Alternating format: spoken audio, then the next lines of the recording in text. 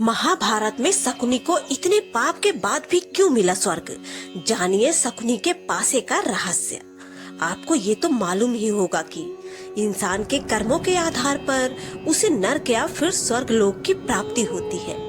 मगर क्या आपको मालूम है कि जिस शकुनी ने अपने जीवन काल में केवल पाप ही पाप किए थे, उसे नरक नहीं बल्कि स्वर्ग लोक की प्राप्ति हुई थी। जो पापी अपनी ही बहन के बच्चों की हत्या का कारण बना हो, उसे कैसे स्वर्गलोक की प्राप्ति हो सकती है? जिसके षड्यंत्रों ने महाभारत की रचना की, उसे कैसे भला स्वर्गलोक की प्राप्ति हो सकती है? तो चलिए आपको बताते हैं शकुनी का स्वर्गलोक जाने के पीछे का असल कारण। गांधार देश के राजा सुबल के 100 पुत्र और एक पुत्री थी। सबसे छोटे पुत्र का नाम शकुनी और पुत्री का नाम गांधारी था। शकुनी की पत्नी का नाम आरसी था। शकुनी के 3 पुत्र थे, जिनके नाम उलूक, वृकासुर, वृपचिंती। धर्म ग्रंथों के अनुसार एक बार राजा सुबल ने गांधार में एक बड़ा यज्ञ रखवाया, जिसमें कई बड़े बड़े ऋषि मुनि पधारे। तभी यज्ञ में मौजूद एक ऋषि ने राजा सुबल को गांधारी के बारे में एक ऐसी बात बताई, जिसे सुनकर राजा सुबल अपनी पुत्री को लेकर चिंतित हो उठे। ऋषि मुनि ने राजा सुबल को बताया कि उनकी पुत्री गांधारी की कुंडली में एक दोष है, और वो ये है कि जैसे ही गांधारी का विवाह होगा, उसके पति की मृत्यु हो जाएगी। अब इस बात से चिंतित राजा सुबल ने एक उपाय निकाला। राजा सुबल ने अपनी पुत्री गांधारी का विवाह एक बकरे से करा दिया, और विवाह के पश्चात उस बकरे को मार दिया गया। ऐसे में गांधारी की कुंडली से वो दोष हट गया। जब गांधारी की शादी के लिए धृतराष्ट्र का रिश्ता आया, तो शकुनी को यह जरा भी पसंद नहीं आया। शकुनी का मत था कि धृतराष्ट्र जन्मांध है और उनका सारा राजपाट तो उनके भाई पांडु ही देखते हैं। शकुनी ने अपना मत दिया, और होनी को कौन टाल सकता है। गांधारी का विवाह धृतराष्ट्र से हुआ और वो हस्तिनापुर आ गई। मगर किस्मत का खेल न जाने कहां से धृतराष्ट्र और पांडु को गांधारी की कुंडली और प्रथम विवाह का पता चल गया। धृतराष्ट्र ने शकुनी समेत गांधार के राज परिवार को बंदी बना लिया। दरअसल धृतराष्ट्र को ये ज्ञात हो चला था कि उसकी पत्नी गांधारी का उससे पहले भी एक बार विवाह हो चुका है। धृतराष्ट्र को इस विश्वासघात से इतना क्रोध आया कि उसने गांधार के संपूर्ण राज परिवार को बंदी बना डाला, और उन्हें एक दिन का खाना केवल एक मुट्ठी अनाज ही दिया जाता था, जो कि एक व्यक्ति के लिए भी पूरा ना था। हाँ, मगर उस एक मुट्ठी अनाज से किसी एक व्यक्ति की जान जरूर बच सकती थी। अब राजा सुबल ने तय किया कि जो एक दिन का अनाज आ रहा है, उसे किसी एक व्यक्ति को ही खाने को दिया जाएगा, ताकि उसके वंश से कोई एक तो जीवित बच सके। मगर वो इस अनाज को देने के लिए किसे चुने? इसके लिए राजा सुबल ने बंदी गृह में मौजूद उसके पूरे परिवार को एक कार्य सौंपा।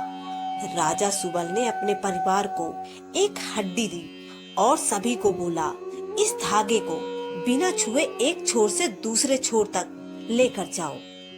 इस कार्य में सभी विफल रहे, मगर शकुनी ने यह कर दिखाया। शकुनी मामा के पासे का रहस्य क्या था? शकुनी के पिता ने मरने से पहले उससे कहा कि मेरे मरने के बाद मेरी हड्डियों से पासा बनाना। ये पासे हमेशा तुम्हारी आज्ञा मानेंगे। तुमको जुए में कोई हरा नहीं सकेगा। शकुनी ने अपने आंखों के सामने अपने भाइयों और पिता को मरते देखा। शकुनी के मन में धृतराष्ट्र के प्रति गहरी बदले की भावना थी। बोलने और व्यवहार में चतुर शकुनी अपनी चालाकी से बाद में जेल से छूट गया। मरने से पहले राजा सुबल ने धृतराष्ट्र के सामने अपनी आखिरी इच्छा रखते हुए बेटे शकुनी को रिहा करने का निवेदन किया। धृतराष्ट्र ने उनकी बात मान ली। शकुनी के रिहाई से पहले उसके परिवार ने उसकी एक टांग तोड़ दी, ताकि वह आजाद होकर अपने परिवार की मौत का बदला और अपमान भूल न जाए। पिता के मरने के बाद शकुनी ने उन हड्डियों के पासे बनवा लिए। बाद में वही पासे महाभारत युद्ध का कारण बने। शकुनी ने अपने राज्य वापस जाने के बजाय कौरवों के मन में जहर घोलने और उन्हें उनके विनाश की ओर उकसाने का रास्ता चुना। उसने अपने समस्त परिवार को अपने सामने मरते देखा था, जिसे भूल पाना उसके लिए नामुमकिन था, और वह दुर्योधन का प्रिय मामा बन गया। आगे चलकर इन्हीं पासों का प्रयोग करके शकुनी ने अपने 100 भाइयों की मौत का बदला दुर्योधन और उसके 100 भाइयों के विनाश की वृहत योजना बनाकर लिया। बहुत से विद्वानों का मत है कि शकुनी के पासे तो असल में हाथी दांत के बने हुए थे, लेकिन शकुनी माया जाल और सम्मोहन में महारथी था।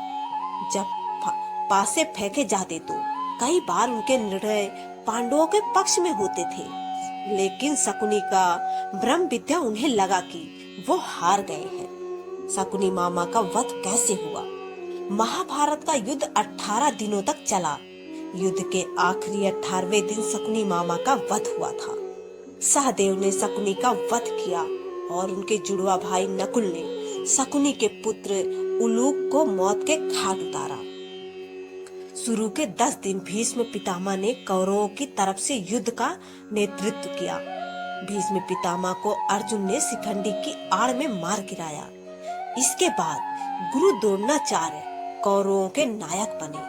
गुरु द्रोण ने अगले 5 दिनों तक कमान संभाली। द्रोणाचार्य ने ही 13वें दिन चक्रव्यूह की रचना की, जिसमें अर्जुन के बेटे अभिमन्यु को फंसाकर कौरवों ने वध कर डाला।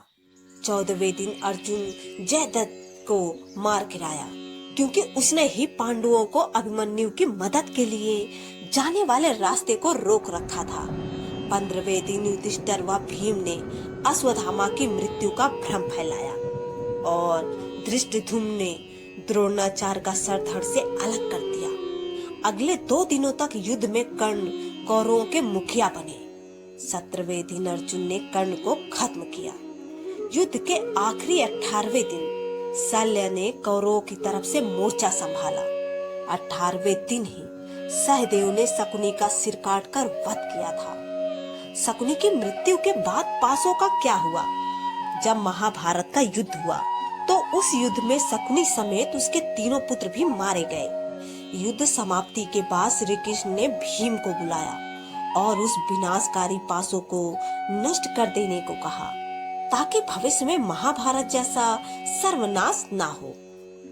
अर्जुन वहीं से गुजर रहे थे। उन्होंने केवल कृष्ण के पासे नष्ट करने की बात सुनी और उन्होंने स्वयं ही कुछ दूर जाकर एक बड़ी नदी में उन पासों को फेंक दिया। श्री कृष्ण को जब यह बात पता चली तो उन्होंने अर्जुन से कहा कि तुमने बहुत बड़ा अनर्थ कर दिया है। अगर वह पासे बहते हुए किसी और के हाथ लग गए तो जुआ फिर से आरंभ हो जाएगा और इंसान की बर्बादी का कारण बनेगा। उनकी यह बात सच साबित हुई। आप देख ही सकते हैं कि आज भी जुआ कितने लोगों की बर्बादी का कारण बना हुआ है। शकुनी को मौत के बाद स्वर्ग क्यों मिला? शकुनी ने अपने ही बहन के परिवार को तबाह कर डाला, तो फिर क्यों और कैसे उसे स्वर्गलोक की प्राप्ति हुई? दरअसल शकुनी ने जो कुछ भी किया वो उसने अपने परिवार का बदला लेने के लिए किया।